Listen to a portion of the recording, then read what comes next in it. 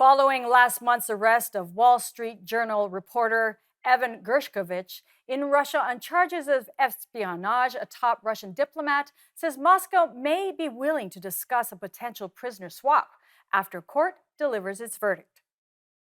Russia's deputy foreign minister told state's news agency TASS on Thursday that talks about a possible exchange could take place. However, he emphasized that Moscow would only negotiate a possible swap after a court delivers its verdict in the case against Mr. Gershkovich. This comes as concerns continue to grow over the threat of Russian disinformation as the Kremlin continues their suppression of the media. Joining us now to discuss the arrest of the Wall Street Journal reporter, media suppression in Russia, and the ever-present threat of Russian disinformation is Ivana Stadner, research fellow at the Foundation for Defense of Democracies Barish Center for Media Integrity. Thank you for joining us today. Thank you very much for inviting me. Let's start with what happened with Wall Street Journal reporter Evan Gershkovich. What led to his arrest? So unfortunately, this is one more case that emphasizes that in authoritarian regimes, actually journalism is a crime. And he was taken into custody by officers with the Russian Federal Security Services while he was actually on his assignment outside of Moscow. He's a journalist with the Wall Street Journal. And allegedly, what the Russian Ministry of Foreign Affairs claimed that Gershkovich, that he was using his credentials that he received from the Russian Foreign Ministry, actually used as a cover for activities that have nothing to do with journalism, as Maria Zakharova stated. So basically, within Russian framework, he was accused of espionage, even though he was a genuine reporter working in Russia who spoke Russian language, who has been bravely reporting from Russia. But in Moscow, the truth hurts. And this is one more example that Russia has taken to silence the truth, not only inside Russia, but also in the West. The minister said that Moscow would only negotiate a possible exchange after a court delivers its verdict in the case. Do you think that a prisoner swap with the U.S. is likely to happen? So I think it might take a very, very long time because he's not in a regular prison. He was arrested by FSB, so it's a very, very different case.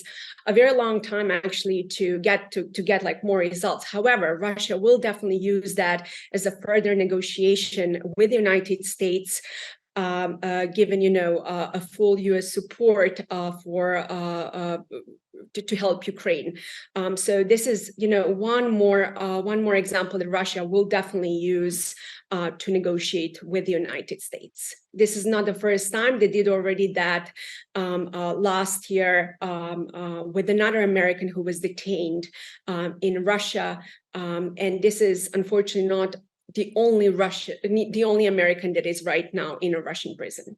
Let's shift to the suppression now of the media in Russia. We know that the Kremlin has a history of suppressing all media, especially foreign media. Have there been any new efforts by Russia to suppress foreign media since the start of the war? So you're absolutely right. This is nothing. It has been going on for a very long time in Russia. Since the full-scale invasion, Putin openly even claimed he banned even the use of war. So people in Russia, they have to use a special military operation. Western social media is absolutely banned in Russia.